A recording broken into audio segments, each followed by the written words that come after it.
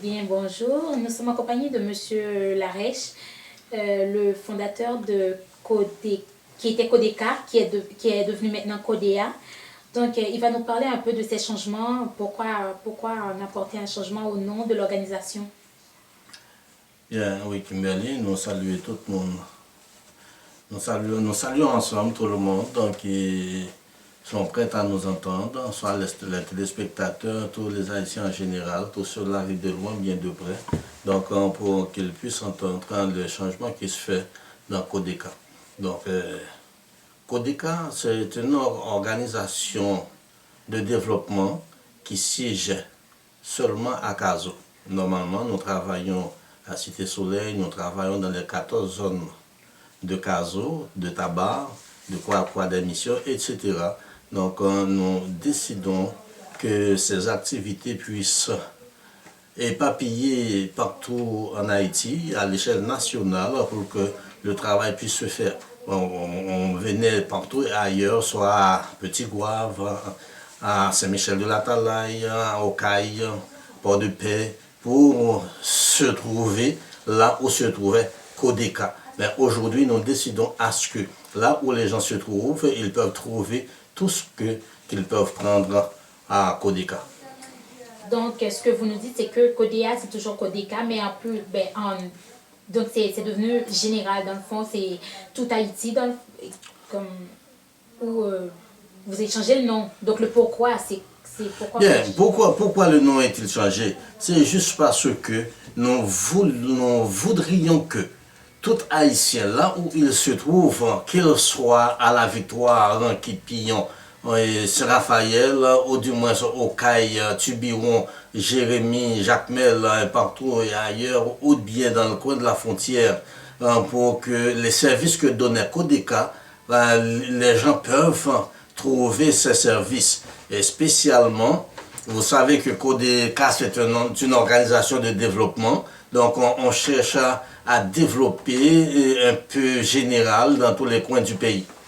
Donc, c'est pourquoi nous avons changé le nom, étalé Codeka à l'échelle nationale. Codeka, qui d'ailleurs était Combit pour développer Caso, est devenu Codea, Combit pour développer Haïti.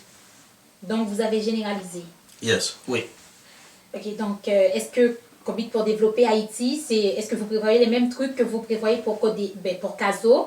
Parce que nous savons très clairement que vous avez fait beaucoup à Caso, que vous avez aidé pas mal de gens, que vous avez parrainé des enfants. Donc, est-ce que c'est les mêmes choses que vous prévoyez pour le total d'Haïti ou Bien, normalement, nous travaillons dans un coin du pays où nous nous efforcions à aider les enfants de Caso, les adultes de Caso, les habitants de tous les coins de ce coin-là. Cependant, maintenant, nous allons travailler un peu plus davantage pour que, et dans les 5 départements chefs du pays, nous disons 5 départements chefs du pays, les subdivisions sont aussi dedans. Par exemple, lorsque nous parlons de Sud-Est, nous parlons de Grand'Anse, nous parlons de Nord-Ouest, Nord-Est, incluant les départements chefs, la Tibonite, le centre, tout, on va travailler pour que les enfants de ces zones-là puissent trouver quoi à payer leur écolage, à quoi habiter ou habiller, et comment faut-il faire aussi pour avoir une éducation et une formation adéquate. Mais sachant que vous n'avez pas vraiment les moyens, que Codea est encore en vue de développement, est-ce que vous accepteriez l'aide de d'autres organisations? Est-ce que vous accepteriez l'aide, je ne sais pas, du Canada ou des États-Unis? Parce que nous savons très clairement que vous, M. Larèche, vous ne coopérez pas vraiment avec les autres nations. Parce que pour vous, votre pays doit être libre. Parce que, en fait, c'est ça. Et vraiment, vous avez touché un point réellement énorme. C'est pas que je coopère pas avec les autres pays, on peut pas le faire. D'ailleurs, dans le monde, on est sur une planète où tout doit s'unir. Cependant, dans le premier temps, nous avons travaillé avec l'Europe pour développer Caso, maintenant Caso et Cité Soleil, puisque nous ne pouvons pas oublier le château d'eau que nous avons placé à Cité Soleil pour que les gens peuvent trouver de l'eau potable à boire. Ben, maintenant, on va chercher à travailler non seulement avec l'Europe, mais la Chine pour l'agriculture, le Canada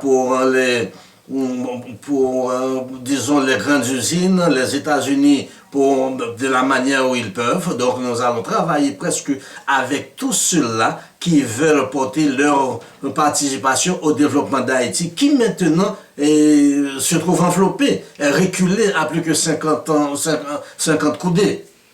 Ok, donc ce que vous nous dites, c'est que vu que le gouvernement, c'est très bien, fait pas son travail, donc CODEA est en quelque sorte le poteau qui soutient Haïti. Moi, je ne vais pas entrer dans tous ces détails-là. Je ne veux pas dire que le gouvernement ne fait pas son travail. Cependant, les gens meurent de faim, les gens n'ont pas où habiter, les gens n'ont plus comment habiller, et où est-ce qu'ils peuvent se reposer. Mais jusqu'à présent, il y a un gouvernement. Mais malgré tout, le travail n'est pas fait si on veut être sincère. Le travail n'est pas fait. Bien, donc maintenant, moi, je vais travailler de concert avec les gens du pays pour que le pays soit développé. Ok, donc nous savons que vous êtes un grand fan de votre pays. Vous avez été candidat pour être député, si je me rappelle bien. Donc, vous voulez encore poser votre candidature, mais pour un poste plus grand en Haïti. Est-ce que vous pensez que votre organisation pourrait vous aider à développer ce côté, à votre campagne en Ce quelque point de vue, sorte? oui, ben écoute donc, ça c'est une question vraiment pertinente. Il est tôt pour répondre à cette question. Parce que premièrement, je n'ai pas été candidat ni à la députation ni à la présidence lorsque j'ai fait de grands travaux à Savane-Zombie, lorsque je fais de grands travaux au 7e Tigouave, lorsque je fais de grands travaux dans le sud-est en général, je n'ai pas été candidat. Mais maintenant, si le peuple me réclame, je ne vais rien dire. Normalement, je sais que je peux travailler pour eux. Et je suis conscient, je n'ai pas vraiment quelqu'un qui aime dépenser à grandiose. Nous avons besoin de l'argent pour survivre, nous avons besoin de l'argent pour au moins nous puissions faire des choses personnelles. Cependant, l'argent qui viendra pour le peuple sera pour le peuple et nous aurons à toucher notre argent étant employés. Mais vu que vous ne faites pas partie du gouvernement, est-ce que vous pensez que le gouvernement de Michel Martelly vous laisserait, je ne sais pas, développer le pays en quelque sorte? C'est comme si vous faites leur boulot. Donc on dirait que... Est-ce que vous pensez que le gouvernement de Martelly accepterait qu'une organisation prenne sa place ou vous pensiez que ce serait... Mais non. On ne peut pas dire que l'organisation va prendre la place de Michel Martelly. Michel Martelly travaille surtout pour l'éducation, malgré que c'est un peu frustrant, parce que suivant ce que j'apprends à Croix des Missions, il y a le lycée Guy Malary qui est là, qui a été bâti pour 1 millier. Pour seulement 1 millier de personnes, maintenant ça prend 6 milliers et malgré tout, il n'y a pas de banc, il n'y a pas de tableau, il n'y a pas de craie, il n'y a pas des équipements adéquats pour qu'on peut parler d'un lycée. Donc on va travailler pour voir comment ça va passer. Je ne vais pas considérer Michel Martelly comme un partenaire négligeable, mais plutôt quelqu'un qui fait son travail. Ok. Donc, pour terminer notre interview, on va résumer en quelque sorte. CODECA est devenu CODEA, Combine pour développer Haïti. Et c'est là pour aider les enfants, pour les habiller, pour les adultes, pour tout. Donc, c'est la question, est-ce que c'est oui ou c'est non? Ou est-ce que vous avez quelque chose à rajouter? Mais d'après moi, oui, on ne répond jamais à une question par oui ou non. Seulement si on est restreint. Donc, pour moi, CODEA, CODECA qui aujourd'hui est devenu CODEA, c'est pour que un embryon puisse se placer dans chaque coin du pays, chaque commune du pays, chaque section rurale du pays, chaque département du pays, afin que si c'est pas coopérative, si c'est pas n'importe ou bien par prêt, quelle que soit la façon dont on peut plus ou moins prendre en main l'échelle du développement, soit à tous égards. Je dis développement à tous égards, soit financier, soit social, soit infrastructurel. Ok, donc ben, c'était tout pour notre interview. Je vous remercie, Monsieur Larèche. Bon, ben, peut-être qu'on va retrouver Monsieur Larèche dans des prochaines interviews. Donc, je vous demanderai de nous suivre sur notre site. Certainement, on va nous retrouver puisque ça, c'est seulement un préambule.